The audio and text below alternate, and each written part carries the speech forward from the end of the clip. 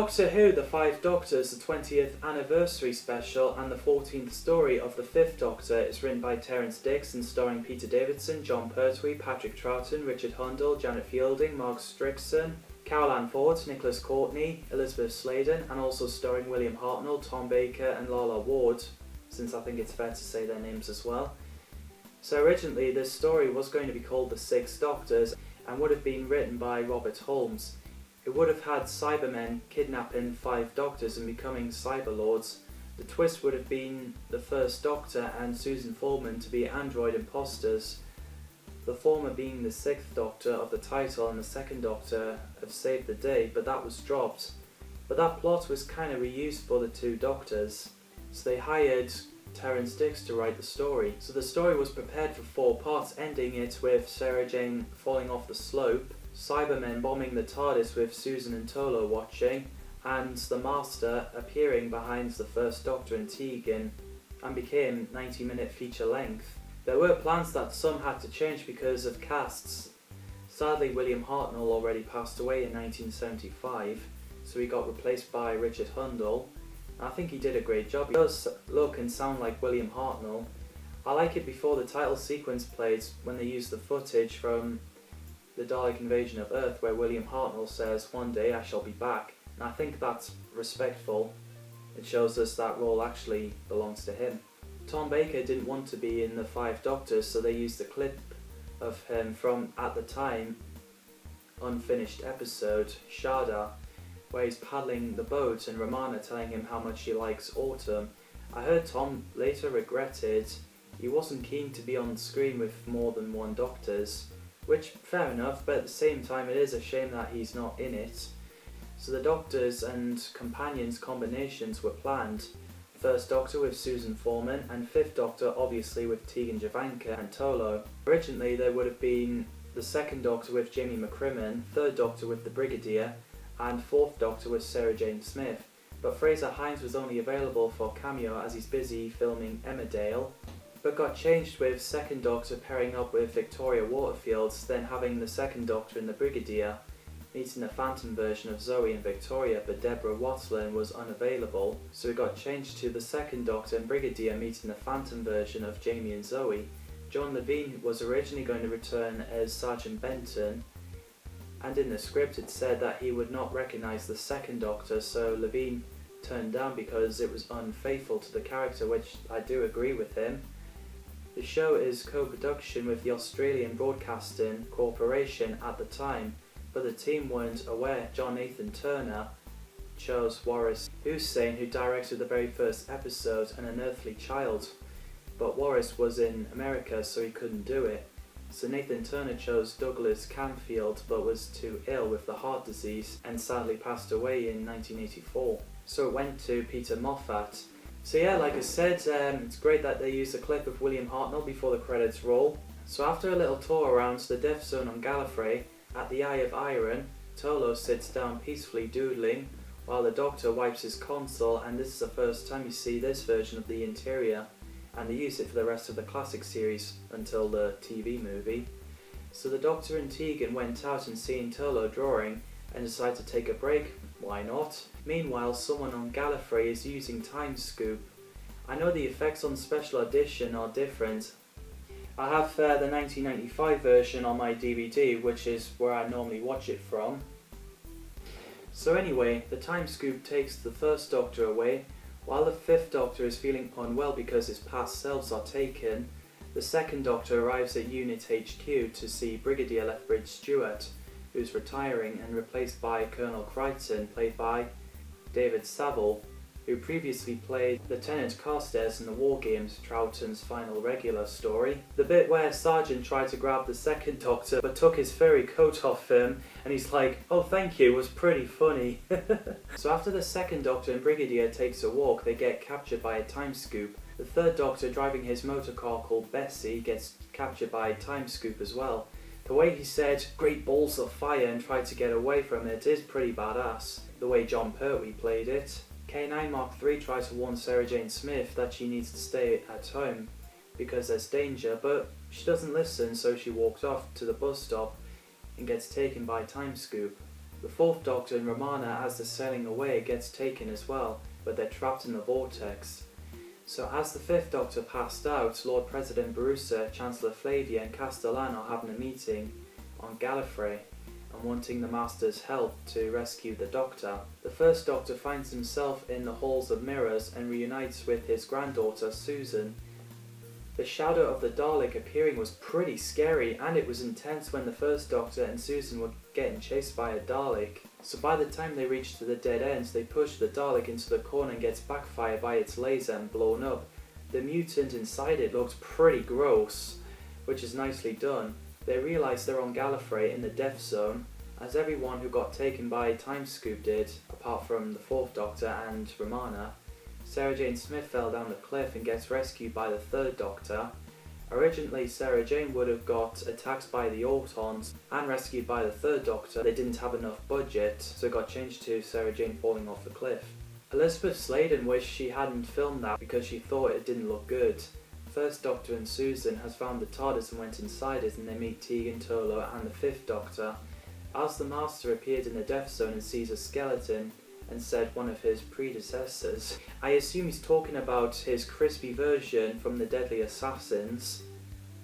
While Tegan, Turlough and Susan are enjoying their food, the First and Fifth Doctor are discussing how to get inside the tomb of Rassilon, so the Third Doctor and Sarah Jane meets the Master. The Third Doctor took the seal of High Council and drove as the energy bolts hit in the ground, and shame it got Bessie. But I'm sure they'll fix it somehow. The Second Doctor is thinking that Rassilon brought them on Gallifrey. As he mentions to Brigadier, before Rassilon's time, the Time Lords often misuse the technology and kidnap a lot of species for games, which is pretty interesting. So the Fifth Doctor, Susan and Tegan went up the hill and met up with the Master. Cybermen arrived, so they ran, but after a Cyberman used his blaster, the Master fell unconscious. So the Fifth Doctor picks the teleport device and disappearing off, and Susan tripped over and dislocated her ankle. Apparently Caroline Ford wasn't happy about this scene. So the Fifth Doctor sees Barusa, Flavia and Castellan in the conference room, discovering that Castellan has hidden black scrolls of Rassilon, so the security took him for mind probe but shot him to death as he tried to escape. So we get an iconic line from the First Doctor, kindly refrain from addressing me as Doc. And also, I'm the Doctor, the original, he might say.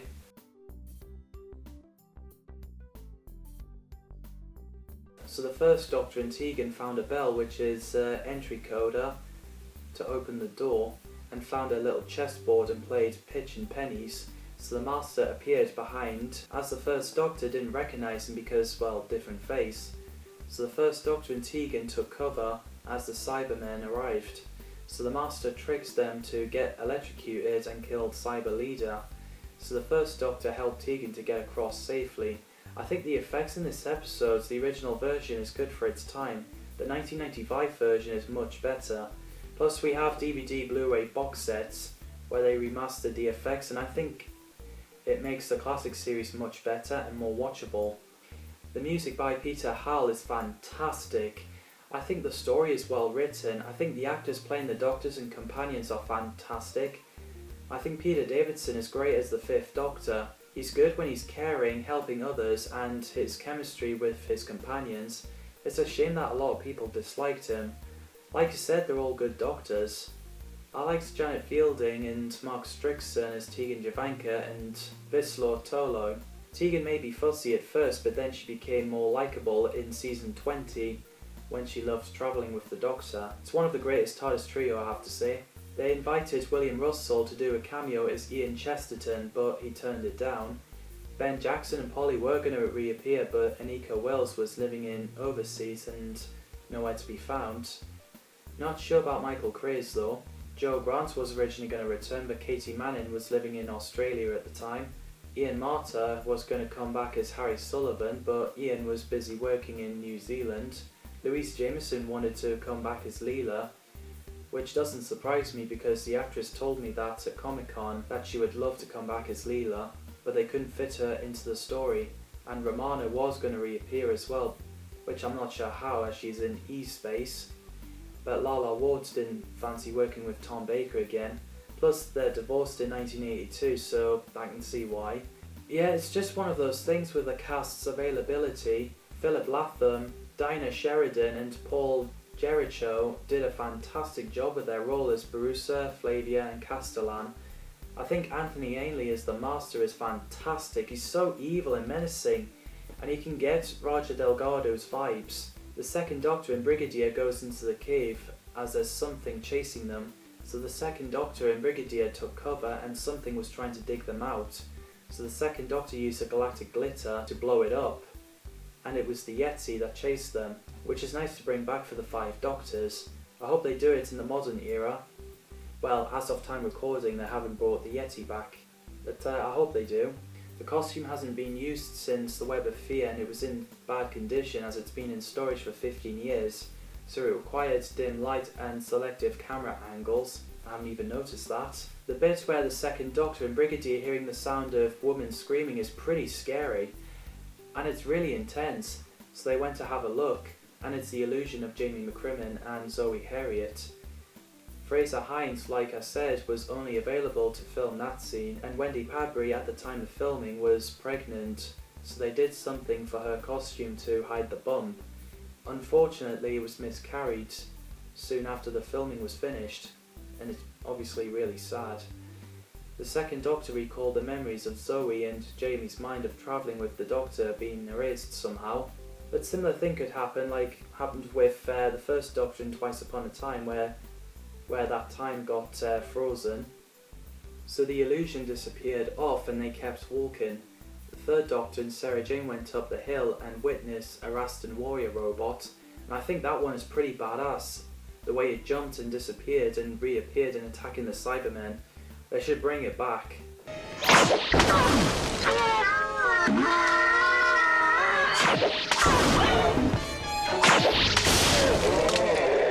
Because I would love to see more of their Rastan warrior robot. The bit where a Cyberman was dying and you see the white liquid pouring out. When I first watched that bit, I felt pretty sick because I was guessing it's a melted brain tissue, which is so gross. But I saw the comments on YouTube that someone believed that Cyberman was throwing up, and the others believed it was leaking fluid. But either way, it is really sick. So the third Doctor and Sarah Jane grabbed arrows, javelins and wires so they can fly themselves from the cliff to the top of the tower, well, the balcony. Everyone seems to get a little ill because they're attacked by the mind of Rassilon. So while Sarah Jane is sitting down to rest, the third Doctor takes a look around, and Richard Franklin and Caroline John reappeared for a cameo as Captain Mike Yates and Liz Shaw. Well, the illusion versions of them. They claim that the Doctor's other selves are there. As the third Doctor was planning to get Sarah Jane, Mike and Liz stopped him, so the Doctor realised that they're illusions, so he makes a run for it as they disappeared. Back to Sarah Jane. So the first, second, third Doctor, Sarah Jane, Tegan and Brigadier have reached to the tomb. The first 3 Doctors has a look at the obelisk, figuring what the words mean. Apparently it says the tomb of Rassilon, where Rassilon lies in eternal sleep. Anyone who's got this for has passed many dangers and shown great courage and determination. Basically it means to lose is to win, and he who wins shall lose. Promises that whoever takes the ring from Rassilon's hand and puts it on shall get the reward he seeks, which is the ring of immortality. So the Master arrived, and I love the bit where the Brigadier is like, "Nice to see you again," and knocks the Master out. He must have felt good after the amount of times he's been dealing with the Master in Jon Pertwee's era. Meanwhile, the 5th Doctor takes a look around in the conference room and plays the harp, which opens the wall, and he finds Barusa in the secret room. Apparently it was him who brought everyone on Gallifrey seeking for the ring of Rassilon. Originally it was going to be the Master as the main villain, but Terrance Dicks thought it would be too obvious, so they choose Barusa to be the villain, which makes it a surprise. Apparently if Tom Baker was in the 5 Doctors, it would have been him who uncovered the truth that it was Barusa all along, which would have been amazing. So while the 5th Doctor confronts Barusa, Barusa mind-controlled the 5th Doctor and takes him into the tomb. Meanwhile, Turlough and Susan watching Cybermen wiring the detonators in the TARDIS, and I thought it was funny when Turlough was like, "Big, isn't it?" Giving me dirty mind there. So the TARDIS appeared just in time for the explosion and appeared in the tomb. So the previous Doctors helped the Fifth Doctor unlock his mind, and we get a cool effect of Richard Matthews as Rassilon, who got Borusa to put on the ring and got himself trapped on a stone wall. It was freaky the way he's like, ha ha ha ha ha. So Rassilon freed the Fourth Doctor and Romana. As everyone said goodbye to each other, I love how Jon Pertwee called Patrick Troughton Scarecrow, which I think that's a gag from Wurzel Gummidge, because that's the character that Jon Pertwee was known to play as well. So they said goodbye to each other and returned to their places in time. Chancellor Flavia went to see the Fifth Doctor, and now he's the president of Gallifrey. So he orders the guards to return Flavia to her work as the deputy. So the Fifth Doctor, Tegan and Turlough ran off into the TARDIS, as he has no intention of returning home, which is fair enough, and ending with him saying, "That's how it all started." I love the theme on the end credits. It's a little mix of Delia Derbyshire's original 1960s arrangement and Peter Howell's arrangement. Classic. I really love The Five Doctors. I think it's Peter Davidson's best story. One of the first classic stories I've watched and picked the nostalgia up. What did you guys think of The Five Doctors? Let me know in the comments down below. As always, thanks for watching and see you in the next video.